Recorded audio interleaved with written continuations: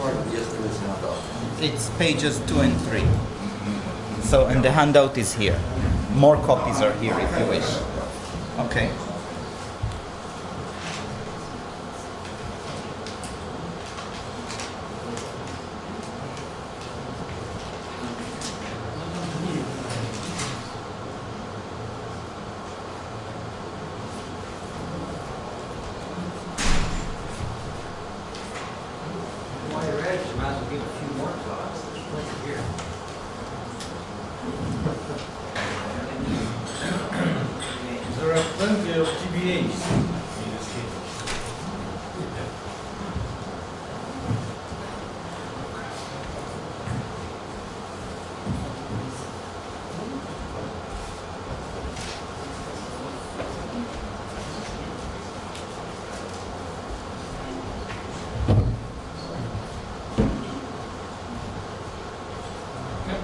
So let's end this morning session with the second talk of Rob. We'll speak about very good formulas for the Alexander polynomial. Okay, so first of all, like yesterday, my talk follows the handout. The handout, more copies are here, and these are pages 2 and 3 of the packet that I gave you. And if you look at the top left over here, there is a URL, and if you go to that URL, you can get this packet in PDF, and you can also get the video of yesterday's talk and watch it. I'm sure you don't want to, but it's there. Also, today's talk will be there, hopefully. Now, as for the content, so it's the same subject as yesterday, except the very other end of it, so it will look completely different. Okay, so yesterday in complete abstract generality, I came to the conclusion that there is a certain invariant of 4-dimensional things, and then I think Alexei asked me about this spinning map of 3-dimensional things into 4-dimensional things. So that invariant in particular is an invariant of 3-dimensional things. And then today I will start from the most simple-minded reduction of that invariant to 3-dimensional things. And it will be completely elementary. And it will be very good formulas for the Alexander polynomial. So that's the content of the talk. And then I'll build up, towards the end of the talk when it's sketchy and nobody follows, I will build up back again towards the direction from which I started. So that's the plan. Okay, that's the handout again, and here's the theorem. Here are those formulas. Essentially, the formulas are do nothing and uninteresting things, and one big messy formula, not too messy, it makes sense, but I will actually not tell you how it makes sense, I will only tell you what to do with it and how it generalizes. Okay? Sorry, is omega the notation for the URL? What? Omega. No, this omega is completely different. Omega there was blue, this is black. I see. Blue is the link. Sorry. Okay? Okay. So, but before the formulas, I have to introduce the context.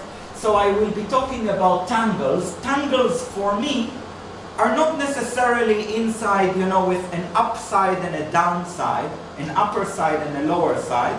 They look like this. So basically, for example, that's a tangle. It has 3 components, the green component, the blue component, the red component, but the components are cut somewhere. And in fact, in my tangles today, I do not allow closed components. I can, you know, I can talk about closed components, but I don't want to do it today. Okay? So there are open tangles like this. On tangles, there are only 2 operations that I care about. Actually, a few more, but the 2 that I care about the most are the disjoint union, meaning if you have 2 tangles, T and S, you can place them side by side while making no connections. And in fact, side by side is kind of irrelevant. I mean, I could have put them one above the other just as well. Okay, while making no connections. So this is the disjoint union. And then the second operation is a unary operation, and I call it the stitching operation. So if you have a tangle T with, well, tangles will have components, so it will have a component A, and let's say the input for A is here, A comes in here and comes out here, and the dashed line here means that it sort of makes a mess inside T, but the connectivity is indicated by the dashed line. And then there is a component B, which enters here and exits here, and in between does some mess. The stitching of A and B, while calling the result C, is the tangle that you get by stitching the end of A to the beginning of B, and calling the resulting long strand. Now I have a tangle with fewer inputs and outputs, but more mess. So I'll call the resulting long strand C. This is the stitching operation. And the stitching operation with these two operations, sorry, even before that, let me say, the stitching operation is meta-associative. So it doesn't make sense, it's not a binary operation, so it doesn't make sense to say it's associative, but it has some behavior that looks like associativity.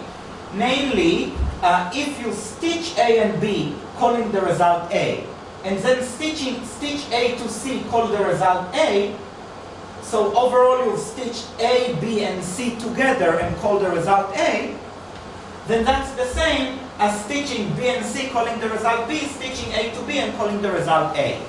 So basically, you know, if you have a tangle that has in it three strands, A, B, and C, and I stitch A and B, and then I stitch B and C, then that's the same as first stitching here and then stitching there. That's all. Okay? By the way, my notation is, so...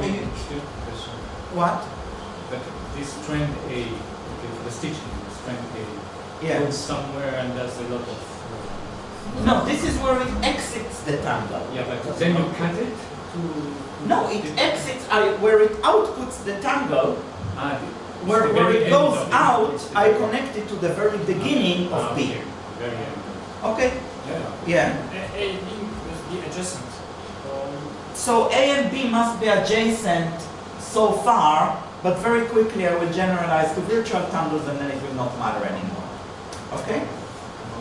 Now, the box on the right actually should be bigger, higher, and should contain the... Yeah, no, this is the box of T. But the tangle written here, the full tangle is this whole thing here. Okay?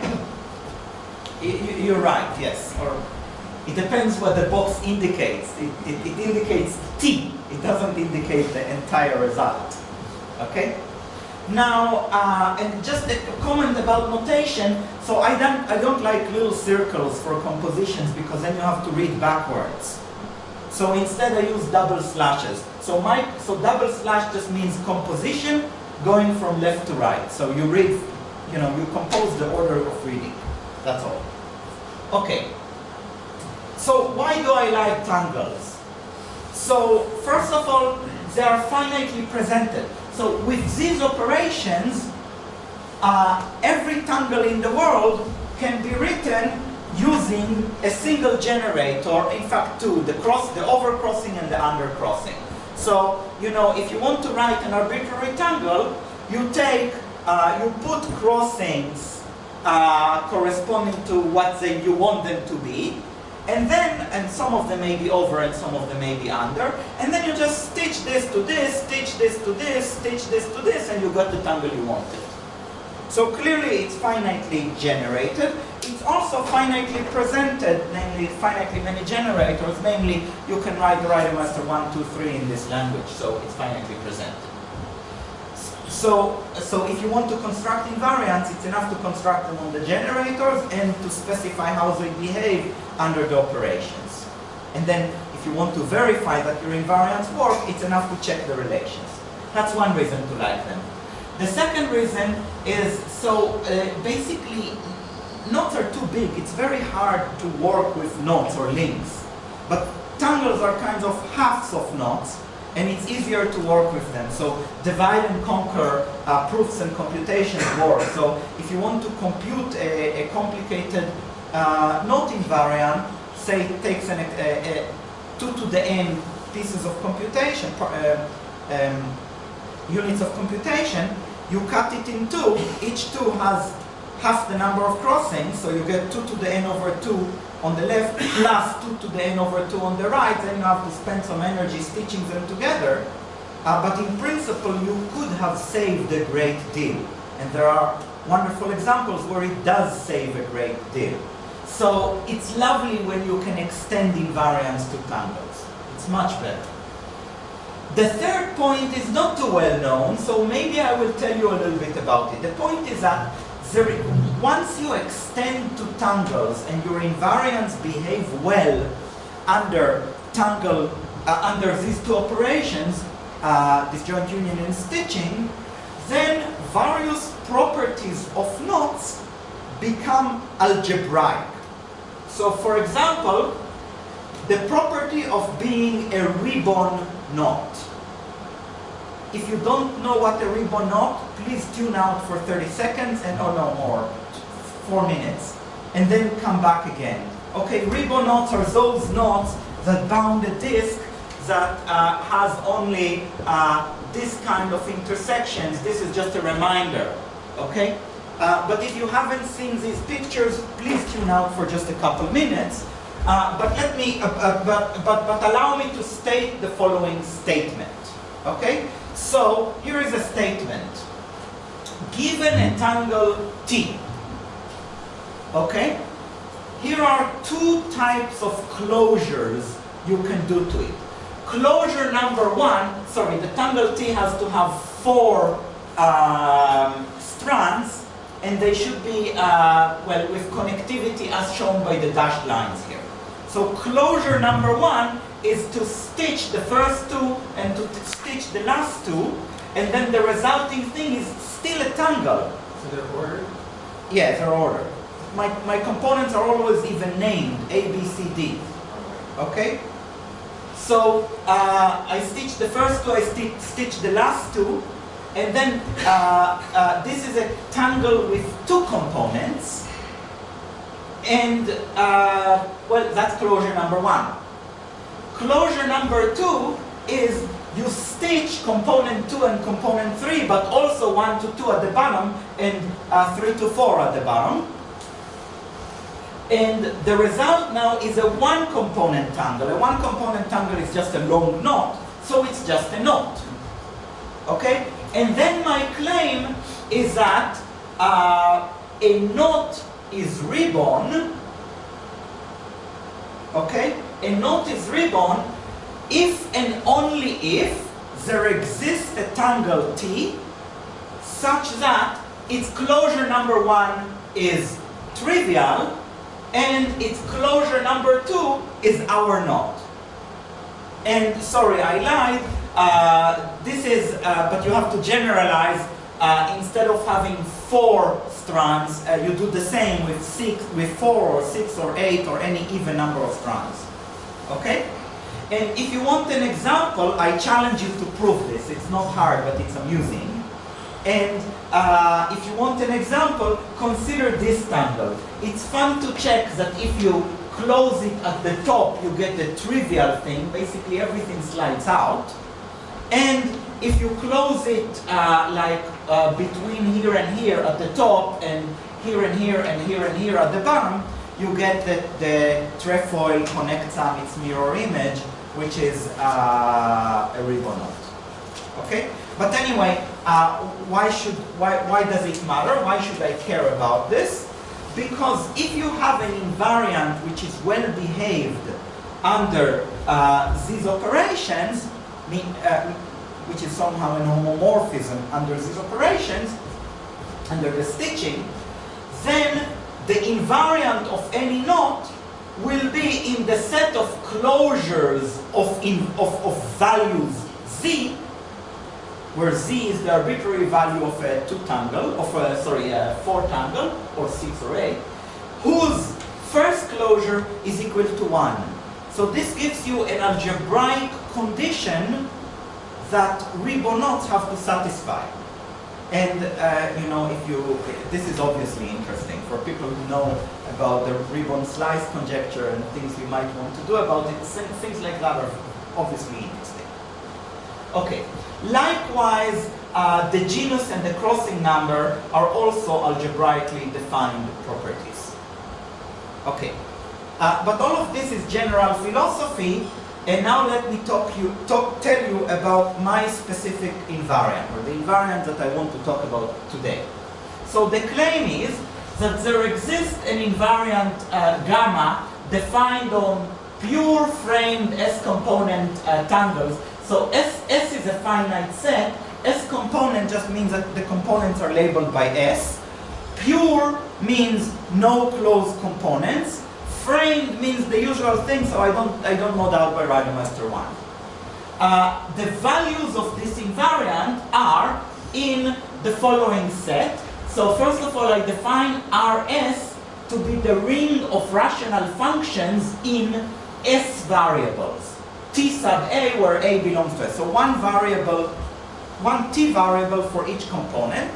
And then the invariant is valued in this ring times S by S matrices with entries in this ring. So the invariant is really an ordered pair, a scalar, comma, a matrix. Such that the invariant has the following behavior under disjoint union and stitching. And the behavior is, so let me just tell you how I write things. So if you have a tangle, I write the invariant of the tangle as, well, it's a matrix. This A here is a matrix. But the rows and the columns of the matrix should be labeled by the set S. So I will put the labels here and here. These are the labels of the of the rows and the columns. And then I have sort of a missing box at the top. That's where I'll put the scalar. So if the invariant of one tangle is this scalar and this matrix with these rows and columns labels, and the invariant of another tangle is this scalar and this matrix, then the invariant of the disjoint union will be you multiply the scalars and you take the block diagonal sum of the matrices. That's the trivial part. And now the hard part. Suppose you have a tangle that has components called A and B, and then many other components which I, in general, will call S. Then the invariant of such a tangle will look like a matrix like this, where the scalar part is called omega here. The entries of the matrix are, well, alpha is the AA entry, beta is the AB entry. Theta is a whole row of entries because S is sort of all remaining things. So this theta is really a row, and you can tell it's a row because it has a line in the middle. And epsilon likewise is the whole row corresponding to B, and it has a line in the middle. And phi is the remaining column, and psi is the remaining column, and block chi is a n-2 by n-2 matrix. That was the real reason why you took psi. Of course. This is the only reason why I chose those letters. Originally, I had an inferior choice. This is the superior one. Gamma is not a good notation. Gamma. It's also the name of the invariant. Yeah, well. Okay, you're right. Okay, anyway, the stitching operation acts as follows. Okay? So, if I want to stitch A and B getting the result C, then first of all the result will have row and column A and B will go away, but instead I'll have a row C and a column C, because the components A and B disappeared and got replaced by C.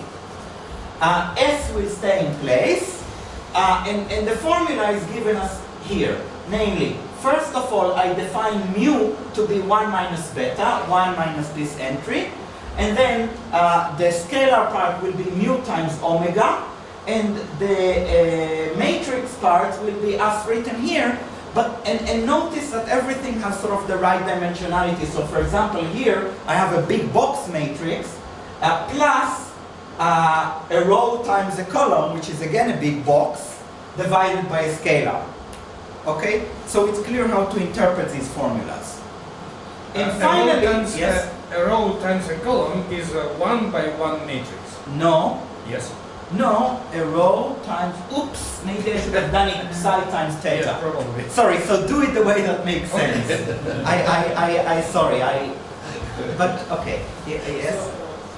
So you require that mu is invertible in some way? Mu is invertible.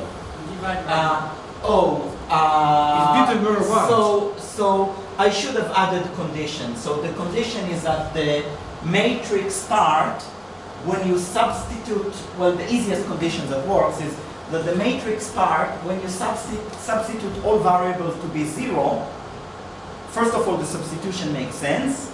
And secondly, when you substitute all the variables to be equal to 0, the matrix part is the identity. Yes, it's the identity. And when you check it, you find that this means that mu is invertible and everything works. So I forgot to, but in practice it will work for all the, sorry, where all the variables go to 1, not to 0, sorry.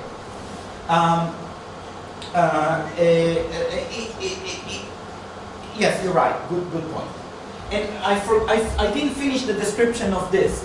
The last point is that the ring changes when I change the set of components of the tangles. So the last operation that you should do is after you compute this, every place you see a TA or a TB, you replace it by TC, because those variables disappear and became this. And then finally, in order to completely specify the invariant, I need to tell you what is the value of on the generators. So I didn't really need to tell you the value on the empty strand, but I'm telling you nevertheless. And the more interesting is that if you have an overcrossing labeled A and B, or an undercrossing labeled A and B, but A is always the label of the upper strand, then the invariant should be a 2 by 2 matrix and a scalar. The scalar is 1, the matrix is written here. Now, the claim is that there exists a unique invariant. Uniqueness I've already proven. If there is an invariant, since I've specified what it is on the generators and I told you how it behaves under the operations, it's unique, it's defined. Maybe it's not well defined. Well definedness I'll mention in a minute. Yes? So just for the last generators, I mean the crossing. Yeah. So there's no TB. No TB, indeed. Doesn't it mean that in the long run you have less No. variables? No. Well, okay, yes, if a strand B is always below everything else, it will not be visible at the end. Okay, you can slide it away, it doesn't matter. Okay? Yes? The value of the unknown. No unknown, because I do not allow closed components. If you want to ask what is the value of the long unknown, the long unknown is this thing. And the value is, the scalar is 1, the matrix is 1. Okay? So a few comments before I start proving. Really not quite proving, you'll see. Before I prove like I like to prove. So first of all, the matrix part of the invariant, not the scalar part, the matrix part is just a stitching formula for the Bureau or really the Gassner invariant, whatever it is, of pure tangles. And this has been studied by several groups before. So Ledime, Kirk, Livingstone Wang, and Simasoni Turayev. But I don't think they wrote the stitching formulas. They wrote the invariant and derived it in sort of complicated, or I don't know if complicated, but let's say in more words than this. But somehow the observation that all you really need is this formula, I did not see it elsewhere. A few more comments. So the scalar part, when restricted to long knots, is just Alexander polynomial. If you're talking about a link which is obtained as a closure of a tangle, then there is an easy formula to derive the multivariable Alexander polynomial. I should say that as a formula for the Alexander polynomial, it's an extremely fast algorithm. So basically, you know what, without, maybe I don't want to go into details because it's already 24 minutes in, but if you cut appropriately your knot into pieces and use these matrices, you can keep these matrices relatively small at all times. Now, the operations that appear here look like messy formulas, but if you think about them, they are only multiplying a row. The most complicated thing is to multiply a row by a column. These are very, very, very simple operations. So at the end, it becomes a very, very fast Alexander algorithm. But what is det prime? What? Det prime is you remove one row and one column. I see. Next, there are also formulas. Yes? So you're basically never multiplying matrices. I never multiply matrices, except these operations implement matrix multiplication. I mean, if you do these operations enough time, they also implement matrix multiplication. So matrix. No, this is just dot product. Doing these operations repeatedly will eventually multiply matrices. So matrix multiplication is hidden here. Okay? Maybe let me tell you the comment about this and then repeat to that. But before that, so I should say that there are a few other operations on tangles. So if you have a tangle with several components, you can always delete one component. So I know how this acts. You can also reverse the orientation of one component, and I know how this acts. And finally, there is an operation for strand doubling. Right? If you have a strand in a tangle, you can always replace it by two parallel strands that do the same thing. I know how this acts. This is actually very non-trivial. This is, strand doubling is like the coproduct in a Hopf algebra, in a quantum group. It's where the non-triviality comes. So this one is non-trivial, but I know how to do it. Next, so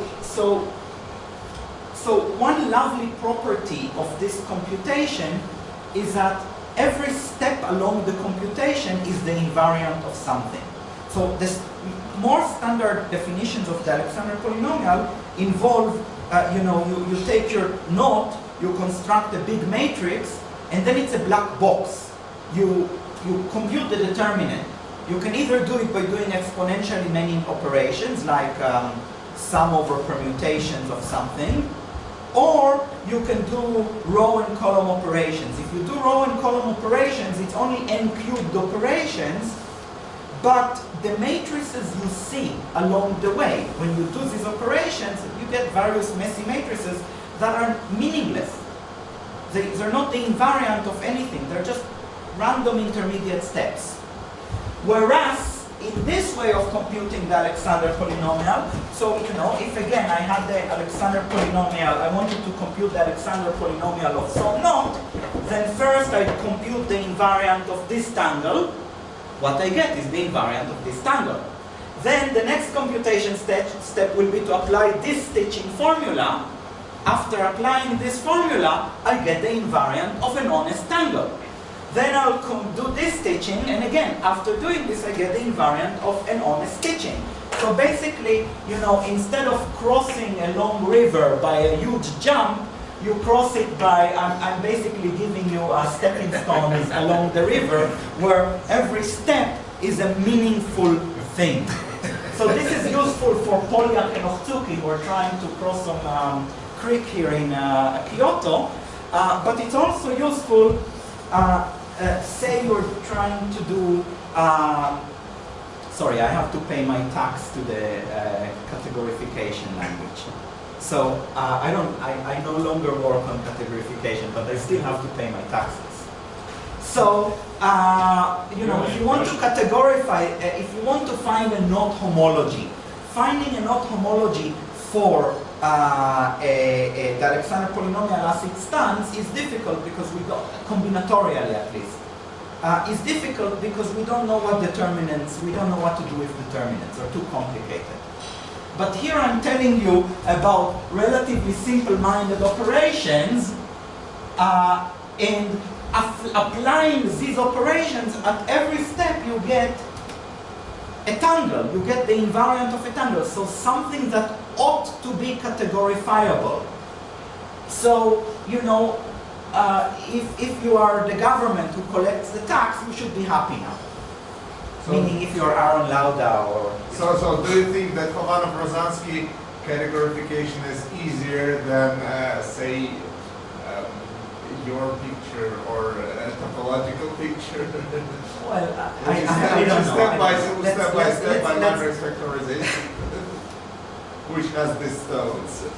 Like no. Well, at least let's be optimistic. Let's be hopeful. There is a categorification of the Alexander polynomial. It involves analysis or it involves grid diagrams, but sort of various not so geometric things. Okay? And let's be at least optimistic that if you have simple formulas that should be categorified or categorifiable, it will indeed lead to a reasonable categorification. Though I have to say that this is not my motivation. Okay? That's only the taxes. Anyway, finally, I should say that everything here extends and in fact is more naturally defined on virtual tangles or on W tangles, which is the quotient of virtual tangles. So basically, nowhere in this story I use the planarity of the tangle. This was an observation made before. People ask me, do I only stitch neighboring strands? Well, I don't have to. I can stitch any two strands. So the formulas make sense for virtual tangles as stated. And in fact, more naturally. Because now you can stitch anything to anything. So that's good news. And finally, I want to say that everything about this invariant fits in one column. If you now look at the handout, I'm still on the first column. Okay? Including propaganda, you've heard of propaganda already, and the implementation. So here is the implementation. So I think I don't have time to tell you the key implementation trick, so I'll just show the program just to indicate that it fits in one column. I have to admit that the font is small. So this part of the program is totally uninteresting. It's only about formatting the output. Okay? The interesting part of the program is here, and you can tell that really what appears here is you sort of find out what alpha, beta, theta, all of these things are, and then you use the formula. I mean, everything else here is, and this is the value of the the crossing, right? Yes. So this is really the entire program. If you go to this URL, you can find a Mathematica notebook in which this program fully appears. And then to enter it into the computer, you have to hit enter. So I hit enter, and now I have the program in the computer, and I can start running it. First thing, I have to check meta-associativity. You see, without meta-associativity, even for a fixed tangle diagram, I don't know that the procedure is well defined. Right? If I have a fixed tangle diagram, I want to know that it doesn't matter in which order I do the stitchings, so I have to check this meta-associativity. So I input a generic tangle to my computer, meaning a tangle with just the entries of the matrix are just symbolic. Okay? And then I tell the computer to take this generic tangle and apply to it the stitching of 1 and 2 into 1, and then the stitching of 1 and 3 into 1, and I ask it if it's equal to the other stitching. I hit enter, and immediately the computer outputs true. Now, I could have, of course, cheated you, but I didn't. Okay? Next computation. So this is actually an example of divide and conquer. Suppose you wanted to prove Reidemeister 3. Well, all you have to do is to check Reidemeister 3 for the tangle, right? So I look at the tangle on the left-hand side of Reidemeister 3, the tangle here. Each one is made out of 3 crossings. So I give names to the strands at the crossings. So I take the first one. It's a minus crossing between 5 and 1. So this is a negative crossing between strands 5 and 1. I multiply it by a 6-2 negative crossing. So this is a 6-2 negative crossing, and so on. And then I tell the computer to stitch 1 and 4 to get 1, and call the output 1. So I stitch 1 and 4, this is making this connection.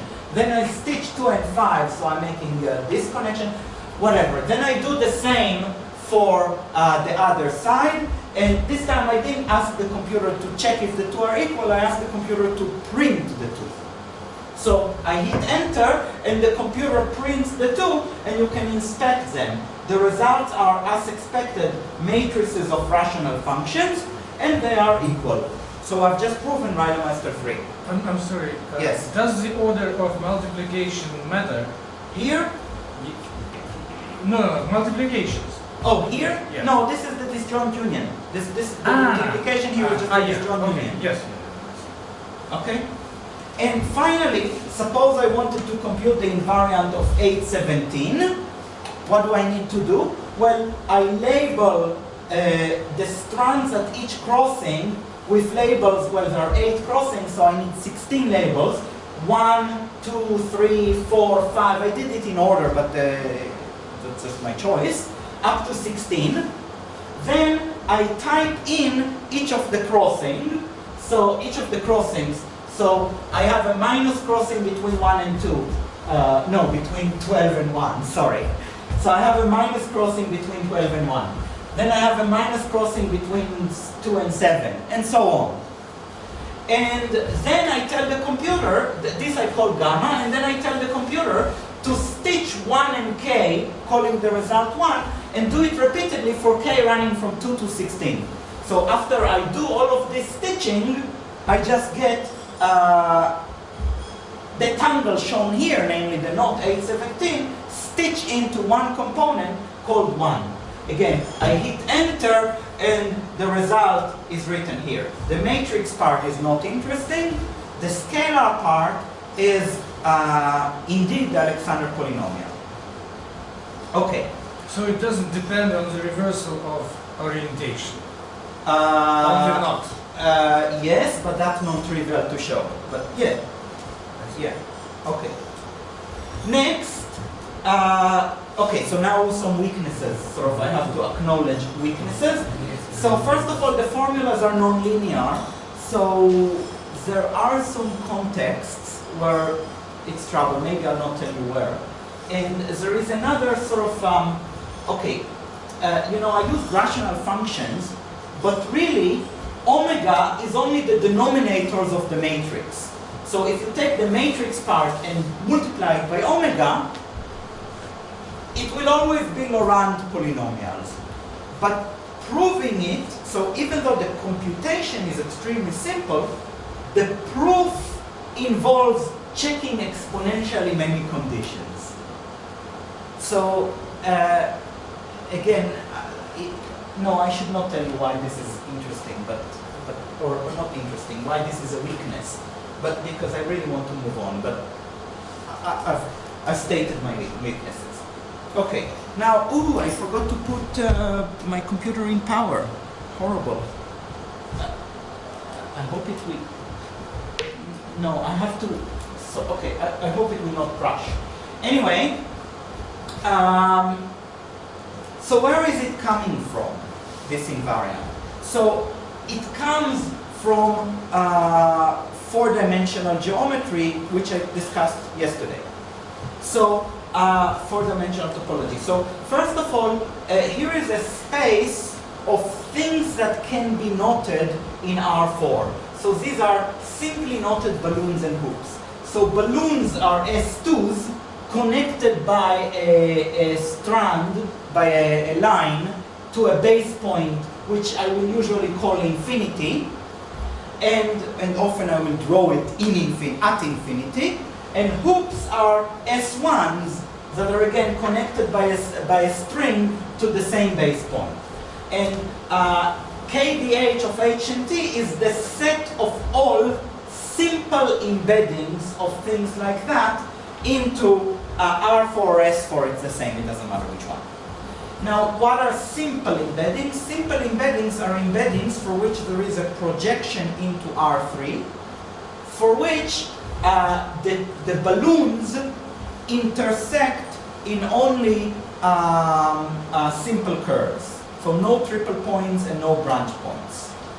So that's a very restricted subset of the set of all two nodes.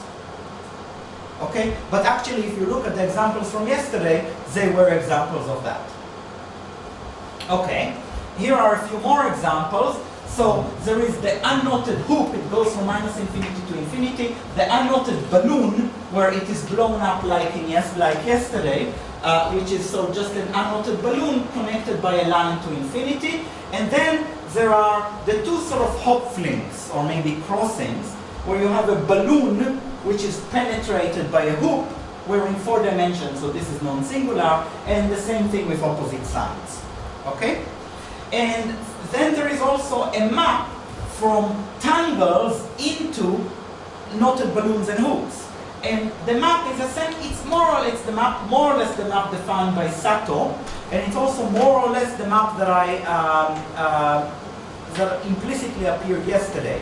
So basically, each strand in the tangle becomes a pair, one balloon and one hoop, and the balloon and the hoop follow the trajectory of the strand when projected to the plane. Okay, so this strand becomes this balloon and hoop, except the balloon gets capped on one end and connected to infinity on the other hand. And the hoop gets connected to infinity on both ends. And what happens at the crossing is specified by the example. Okay, but it can be. This is a general thing. You do the same in each crossing. So this means that if ever I will find an invariant of knotted balloons and hoops, it will be automatically also an invariant of tangles, because I can map tangles to balloons and hoops. Now, what operations exist on balloons and hoops? So it's a bit like pi 1 and pi 2 of a topological space. So if you have a so balloons are like pi 2 and hoops are like pi 1. So if you have a KBH here, then one operation is to merge the two balloons by building tunnels as shown here. And this is like multiplication in pi 2. Another operation is to merge the two hoops by tracing the first and then tracing the second. And this is like multiplication in pi 1. Of course, except we're in R4. So this, and we're talking about embeddings, not about homotopy classes. So this is not multiplication of pi 1 and pi 2, but it's like. And finally, there is the action of pi 1 on pi 2. Namely, if you have a balloon, you can take its string and tie it along a hoop. Okay? And you know, one way to sort of, the reason this red heart balloon is here is because it sort of symbolizes two of the operations. Sort of the multiplication in pi 2 is really you take the two lobes of the balloon and you let one of them cover one of the original balloons and the other cover the other of the original balloon. And the action of pi 1 on pi 2 is what you do to this red heart balloon before you give it to your child, right? You tie the end, you tie the neck so that the air will not run out. Okay? Okay, then there is some definition of some linking number which enters into the invariant that I think I don't have time, so I will skip it. And instead I will tell you that there is an invariant of KBHs which has, meaning knotted balloons and hoops, which is sort of in similar way is valued in scalars times matrices, except the matrices now are T by H matrices, so they are rectangular matrices. Their rows are labeled by the balloons and their columns are labeled by the hoops. And this invariant is defined by its values on the generators and by how it behaves under the operations. So this is the behavior under under the sort of pi 2 multiplication. This is the behavior under pi 1, and this is the behavior under the action of pi 1 on pi 2. And then you can check that the things that I called the generators before actually generate the space of all knotted balloons and hoops, and therefore specifying this completely specifies an invariant. And furthermore, when this invariant is evaluated on a tangle, using the map from tangles to balloons and hoops, the claim is that it is essentially, up to some minor change of variable, it's the invariant of before. So the invariant of before really came from something four-dimensional, which I've just described. Now, there are weaknesses and I'll skip them, but I'll tell you now how it relates to yesterday. So, I've just described an algebraic structure, the set of all knotted balloons and hoops with a number of operations. The moment you have an algebraic structure, the question automatically arises, does it have a homomorphic expansion? The answer is yes. There exists a unique homomorphic expansion for knotted balloons and hoops with these operations. Alternatively, a unique homomorphic universal finite-type invariant. And the values of this invariant, or more precisely the values of the logarithm of this invariant, is in the Freely algebra on the balloons raised to the set of hoops multiplied by the set of cyclic words. Furthermore, this invariant is also completely computable by formulas that I did not include, but if you look at this paper, you will find, if you click here on the PDF, you will find that the formulas are fully there. So, and here is a computation. So when you compute it for the Borromean link, you get these trees and these wings. Okay. Now, so how does this relate to the more simple mind of before? So the claim is that there is some quotient of the Freely algebra which collapses almost everything, and what remains is the invariant that I described before. So basically, if you take this general thing and kill almost everything, what remains is what I talked about before. I know I'm over time, so I'll just say in 1 minute. So far, the story has been about simply knotted balloons and hoops. But there are indications from quantum field theory that everything extends, maybe with some limitations, to all two knots. But I don't know how to do it. So this is a problem for you, but of course I didn't even fully specify it. So I mean, it's a hard problem for people who have not seen the full specification. Here are the references, and here's the propaganda that I always end with.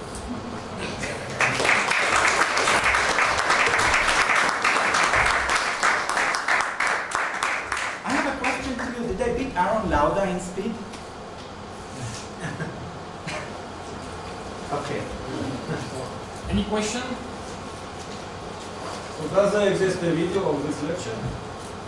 But it's still in the camera. It will be on the web soon. There is also, this is a repeat of a lecture I gave in Oberwolfach in an hour instead of 45 minutes. And the video from Oberwolfach is already on my website. Go to Natan talks and yeah. Yes. The problem about the two knots is that we don't know the relations. The problem with two knots is there are multiple problems with the general case of two knots. Well, first of all, okay, I don't know the generators even. I don't have, okay, the algebraic structure, so these, this algebraic structure where is it? Right, this algebraic structure extends to general 2-knots. But the things that I call the generators no longer generate. So these no longer generate. So that's one problem. Okay? What are the relations? Well, if I don't know the generators, I mean, I don't know what to say even about relations. So you derive, in some sense, the algebraic part for the tangles from the balloons and Yes. Yes.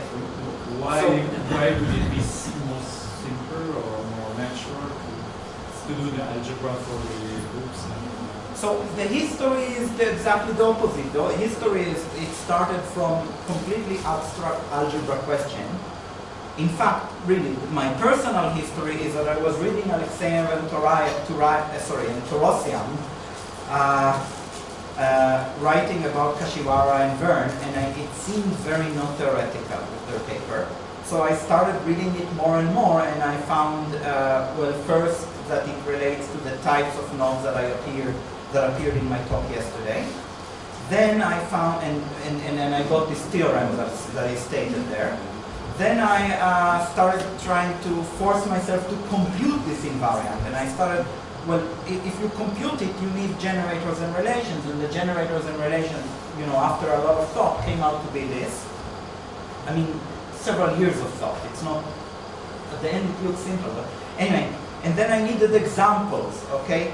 How do you actually work with it? So I looked for a quotient that would kill almost everything without actually killing everything. And that is this quotient that, where is it? Here. You mod out by this and almost everything dies, but not quite. And then, you know, the history is exactly the opposite. And again, I should emphasize that the end result, or good chunks of the end, several chunks of the end result are known before, including to people in the audience. So Vladimir over there, I hope you're not mad at me for repeating your work. Yes? What software package do you use to view your PDF files?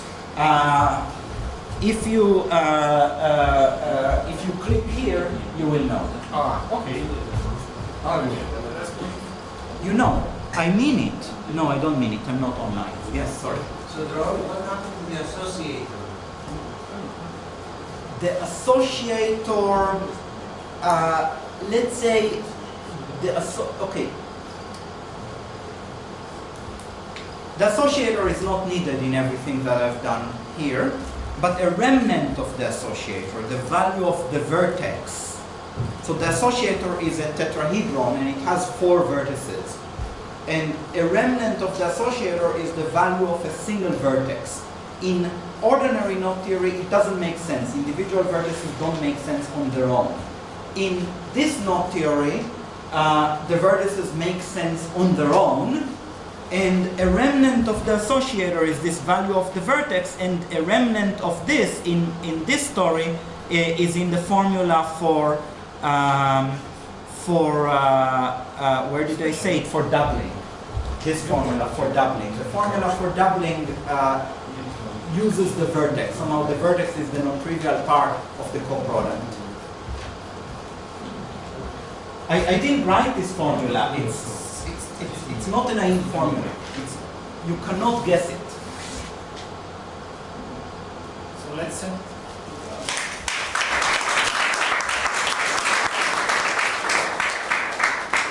I should add that I'd be happy to discuss with anyone the remaining pages on my handout booklet.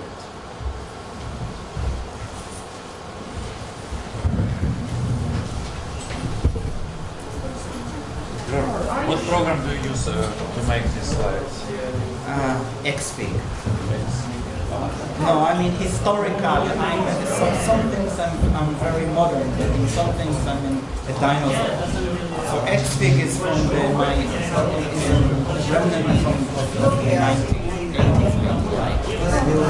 Sure, you want to ask the set of indices, but not the set of paths. So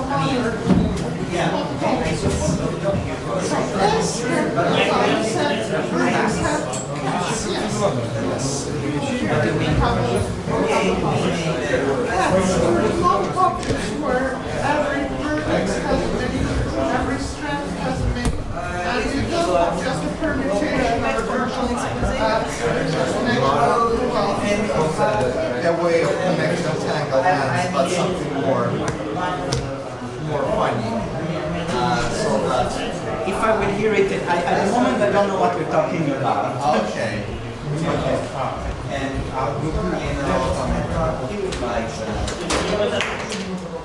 Nobody answered. Did they pick